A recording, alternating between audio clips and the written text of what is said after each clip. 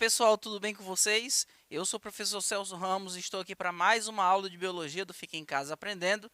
E hoje nós vamos agora, pessoal, dar continuidade aos nossos estudos a respeito das origens da ciência, tá? Nós vamos responder algumas questões.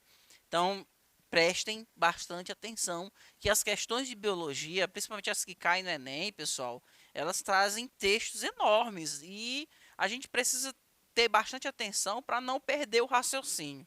Tá bom? Então, vamos lá. A primeira questão, ela fala o seguinte: uma proposta que perdurou até o Renascimento foi apresentada por Empédocles de Agrígeno, que sugeriu o ar, a terra, o fogo e a água como os elementos que constituem o universo. Nos fragmentos dos seus dois livros que sobreviveram, sobre a natureza e purificações, esse filósofo também sugeriu que, embora os primeiros seres fossem originados da Terra, os seres atuais seriam resultantes de um processo de seleção daqueles que tinham mais coragem, habilidade ou velocidade para se proteger, preservar e reproduzir. Essa fala é bem semelhante à de um teórico em especial que, em seus estudos, defendeu a mutabilidade das espécies. Em sua fala, existiria a sobrevivência e reprodução diferencial de alguns seres vivos em detrimento de outros. Trata-se de quem, né? Quais desses indivíduos aqui que tem uma fala semelhante à desse cara aqui, do Empédocles? Então veja, quais foram as falas que ele trouxe aqui, pessoal? Ele fala o seguinte aqui, ó: os seres atuais seriam resultantes de um processo de seleção daqueles que tinham mais coragem, habilidade ou velocidade para se proteger, para preservar e reproduzir. Essa fala é muito parecida com a teoria chamada seleção natural. O que é a seleção natural? A seleção natural ela significa o seguinte: na natureza existe uma luta constante pela sobrevivência. Vocês sabem, né? Os seres vivos eles estão constantemente lutando para sobreviver. Estão procurando alimento, estão fugindo de predadores, tentando fugir de doenças. É uma luta constante pela sobrevivência. E nessa luta constante pela sobrevivência, os mais adaptados, ou seja, aqueles que estão mais preparados ao ambiente, a viver naquele ambiente, são os que sobrevivem. E eles conseguem se reproduzir. Ou seja, aqui ele fala de uma, olha só, reprodução diferencial.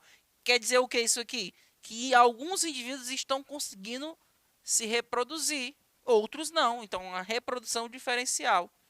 Por que eles estão conseguindo se reproduzir? Porque eles estão adaptados a sobreviver. Então, é uma fala muito parecida com a seleção natural. E quem foi que desenvolveu a teoria da seleção natural, pessoal? Esse cara aqui, Darwin, Charles Darwin. Juntamente com Wallace, eles tiveram essa ideia de seleção natural. Na natureza existe uma luta pela sobrevivência. Essa luta pela sobrevivência, pessoal, inclusive, foi um pensamento que influenciou o Charles Darwin, que não foi ele que criou esse pensamento. Na verdade, a ideia de luta pela sobrevivência, ela foi desenvolvida por Thomas Malthus, né? Malthus, ok? Thomas Malthus. Então, o Thomas Malthus, ele fala que na natureza existem poucos recursos para os seres vivos. E esses poucos recursos para a sobrevivência, ela torna uma luta pela sobrevivência, porque tem mais indivíduos para comer do que comida, né, para esses indivíduos. Então eles começam a competir entre si. Eles competem entre indivíduos da mesma espécie e podem competir entre os indivíduos de espécies diferentes. Então existe uma luta pela sobrevivência. E aí o Charles Darwin ele traz a ideia de que os mais adaptados sobrevivem, tá? Então, uma fala aqui do Empédocles, muito parecida com a seleção natural, que foi uma ideia trazida por Charles Darwin, ok? Esse aqui que é o Thomas Malthus, ó. O Thomas Malthus foi o cara que trouxe a ideia da luta pela sobrevivência. E o Lamarck, quem é Lamarck? Lamarck, pessoal, nós estudamos na evolução, ele também foi um evolucionista, só que ele fala lá que os seres vivos eles sofrem mudanças por causa do uso e do desuso de determinados órgãos. Ou seja, se eu, por exemplo, uso demais o meu pescoço ele vai crescer. É um exemplo, né, uma das suas ideias. E essa nova característica, que é pelo uso ou desuso de determinados órgãos, ela pode ser transmitida para as gerações futuras, tá? Então, Charles Darwin, que é o cara que trouxe a ideia de seleção natural. Esse é o Charles Darwin. E aqui é o outro cara que desenvolveu a teoria da seleção da evolução, do darwinismo, né? Que foi Alfred Russel Wallace. Por que que ele também é considerado um pensador que contribuiu para essa ideia? É que o Charles Darwin, na época em que ele escreveu as suas ideias, ele recebeu uma carta do Wallace. E o Wallace falava praticamente a mesma coisa que o Charles Darwin. Ele estava chegando nas mesmas conclusões. Inclusive o Darwin, com medo de ele não publicar as suas ideias primeiro, ele se apressou logo e publicou, né, o seu livro. Antes que alguém mais pudesse trazer esses pensamentos primeiro do que ele, tá? Então, o Wallace ele foi um grande indivíduo muito importante para o desenvolvimento do evolucionismo, das ideias evolucionistas. Aristóteles, próxima questão, né, pessoal? Vamos lá. Aristóteles viveu em uma época de uma tecnologia muito diferente da que temos hoje. Antes dele, a ciência natural não era muito prestigiada entre alguns dos mais importantes filósofos. Dentre as suas contribuições para a ciência, destacam-se. Então, quais foram as principais contribuições de Aristóteles? Aristóteles é conhecido como o pai da biologia, tá? Ele era um filósofo natural mesmo, ele gostava de estudar os seres vivos. Então, quais são as suas ideias? Letra A, ele entre as suas contribuições, destaca-se ao pensamento de que o mundo natural é inferior ao mundo das ideias? Não, essa aqui não foi uma ideia trazida por Aristóteles, né? Desenvolvimento do estudo da hereditariedade. Aqui, a hereditariedade ela foi trazida, esse estudo, pessoal, por Gregor Mendel, ok? O Mendel é o cara que desenvolveu as leis da hereditariedade. Inclusive tem a primeira e a segunda lei de Mendel, que a gente estuda na genética. Ele é o pai da genética. Então não é uma contribuição de Aristóteles. A letra C. Suas investigações filosóficas deram origem às diversas áreas do conhecimento, como biologia, zoologia, a física, história natural. Correto, letra C. Ele aqui, pessoal, ele estudava, como um filósofo, ele estudava de tudo. Estudava os seres vivos, e ele gostava muito de estudar os seres vivos. Inclusive, muitas estruturas em animais traz o nome de Aristóteles. Dá um exemplo aqui para vocês. Já ouviram falar do ouriço do mar? Um animal cheio de espinho, que é parente das estrelas do mar. Na sua boca tem como se fosse 5 dentinhos, tá? Esses 5 dentinhos com formato tipo de uma estrela. Ela é chamada de lanterna de Aristóteles. Olha só, foi descrita por Aristóteles. Então, muitas estruturas em animais, em seres vivos, foram descritas por Aristóteles. Inclusive, ele tinha um sistema de classificação dos seres vivos. Então, ele foi um grande contribuinte para o desenvolvimento da biologia, que é o estudo da vida, da zoologia, que é o estudo dos animais, além da física e da história natural, ok? Agora, vamos para a próxima questão.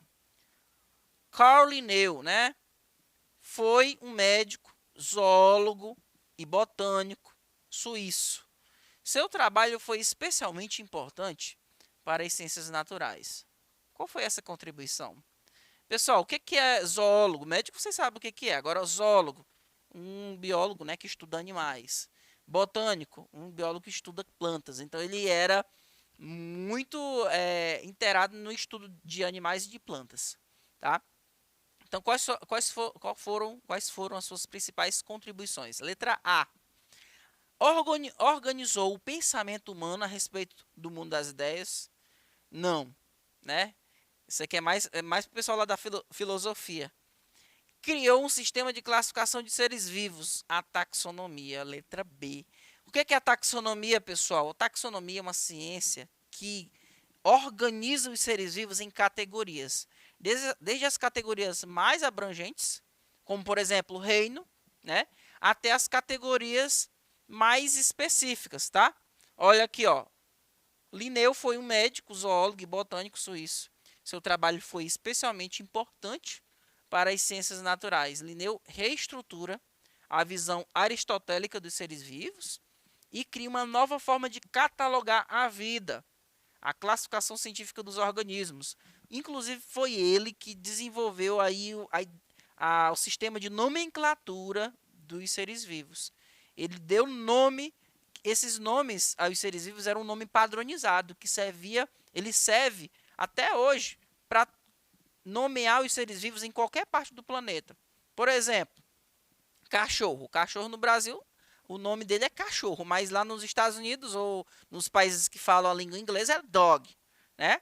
Agora, se eu falar canes familiares, esse nome é o mesmo para qualquer lugar no planeta. É um nome científico. E essa nomenclatura científica ela foi criada por Linneu, tá? Então ele criou um nome que é na verdade dois nomes, né? O nome científico ele é binominal. Tem dois nomes. O primeiro nome, por exemplo, é o nome do gênero. E o segundo nome a gente chama de epíteto específico, tá? Então, por exemplo, o nome científico do homem, do ser humano, é Homo sapiens.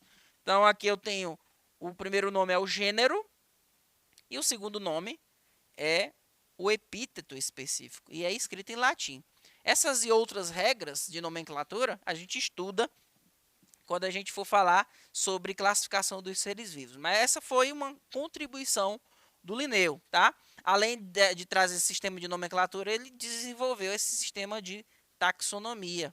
Ou seja, os seres vivos eles são classificados em categorias taxonômicas. Nós temos aqui a categoria mais abrangente, por exemplo, é o reino. Na natureza, atualmente, nós temos um sistema de classificação em 5 reinos, né? Reino protista, reino monera, reino fugi, reino plantae, reino animalia. Então, dentro de um reino tem vários filos. Um filo, que também é conhecido como divisão, dentro de um filo eu tenho várias classes. Dentro de uma classe eu tenho várias ordens. Dentro de uma ordem, várias famílias. Uma família contém vários gêneros de seres vivos. E um gênero contém várias espécies semelhantes entre si. Então, essa foi uma maneira do Linneu de organizar, né, os organismos vivos em categorias taxonômicas. Tá? Vamos para a próxima questão. Analise as seguintes proposições. Primeira proposição. Seres evoluem, ou seja, transmutam, sofrem alterações, mudanças, né? Seres evoluem rumam à perfeição movidos por forças externas. Essa é a primeira ideia aqui. A segunda ideia, segunda proposição.